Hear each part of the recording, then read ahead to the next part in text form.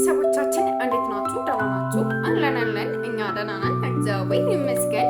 እንግዲህ ቡርኬ ትናንት እባክሽ ላግባሽ ቲክቶክ ላይ መቼም ቅመሞችዬ ምንም ያክል ዓመት ይቆይ ከነሱ ጋር ቪዲዮአቸው በቃ ዩቲዩብ ላይ ቢደለት እንኳን ማለት ነው ከቅመሞች ላይ ቪዲዮዎች እንደማይጠፋ 100% ዛሬ አረጋግጫለሁ። ቡርኬ 6 ጊዜ ለሃይሚ ቀለበት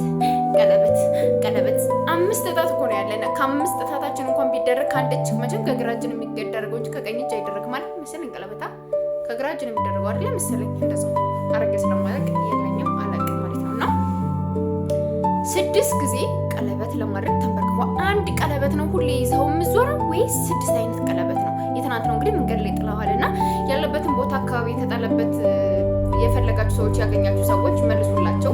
እናንተ የምታገቡ ከሆነ ወይም እናንተ ሽጣችሁት ሌላ ሰው ከገዛው ያን ቀለበት 6 ጊዜ በላይ ነው ያን ቀለበት ለሚስቱ ሊያደርግ የሚችለው ማለት ነውና አግባብ አይደለም። በዚህ እውነት ለመናገር ቡርኬ ትናንት ያደረገው ነገር ትክክል አይደለም። እንደገና ደግሞ እዩ ለሃይሚ አስደንጋጭ የሆነ ነገር ነግራታለች ማለት ነው። ቡርኬ ልጁን እንደዚህ የኔ አይደለም የቡርኬ ያንተ ልጅ አይደለም እንድትይ ብሎኝ ነው እንጂ የራሱ ልጅ ነው 100%።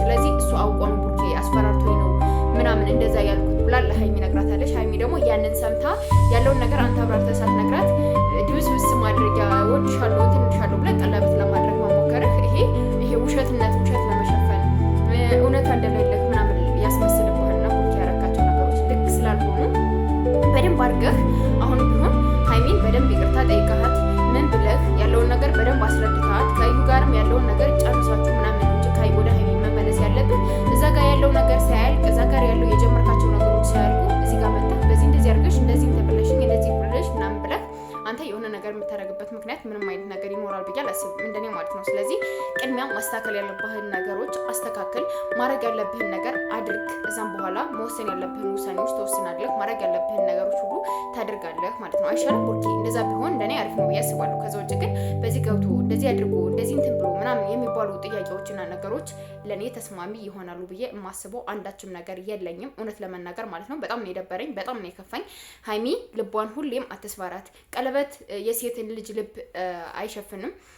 ሴትን ልጅ የሆነ ነገር በቃ እንትን ሊላት አይችልም።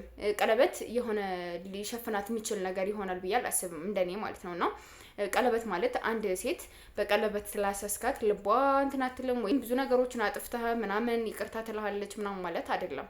ስለዚህ ማድረግ ያለብህን ነገር በደንብ አድርገህ አንደርስታንድ አድርገህ ማወቅ አለብህ ብዬ ነው የማስበው እንደኔና ቡርኬ ያረካቸው ነገሮች ልክ አይደለም፣ እውነት ለመናገር ማለት ነውና እኔ በጣም ተናድጃለሁ፣ በጣም ከፍቶኛል፣ በጣም ደብሮኛል። ትናንት ያረካቸው ነገሮች መጀመሪያ የምትቋጨው ነገር አለ። እንደገና ደግሞ ቀለበት ሁሌ መንበርከክ ምንድን ነው?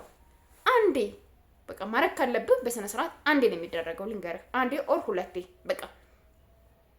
ከዛ ውጭ በየጊዜው በየሳምንቱ በየወሩ በየ2 ወሩ ምንድን ነው አለጋችሁት?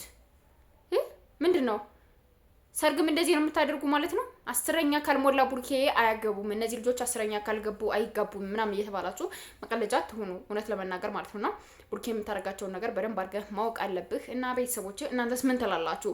እኔ ሃይሚ ላይ ጥፋት አለ ብዬ የማስባቸው ምንም አይነት ነገር የለም፣ ግን እዩ የነገረቻት ነገር ስላለ ነው ለሃይሚ ማለት ነው። እዩ እንደዚህ ብሎ ቡርኬ እንደዚህ ብሎ ምናምን ብላታለችና መጀመሪያ ማጣራት አለብህ። ቡርኬ ምን ተብልሻል፣ ምን አለችሽ ምናምን የሚለውን ነገር በደንብ አድርገህ እዩ። አውቃ ሊሆንም ይችላል አንድ ላይ እንዳትሆኑ ምናምን፣ እውነትም ሊሆን ይችላል አላውቅም። እንግዲህ እውነት ነው ብለህ ስለተቀበልካት አንተ ማለት ነውና ያለው ነገር እንደዛ ነው። ለማንኛውም ሰብስክራይብ አድርጉ ቤተሰቦች፣ በማርያም በመድኃኔዓለም በአላ ብያቸዋለሁ። ሰብስክራይብ አድርጉ የጌታ ሰዎች ልባላቸው እንደ እና ቻው፣ ወዳቸዋለሁ።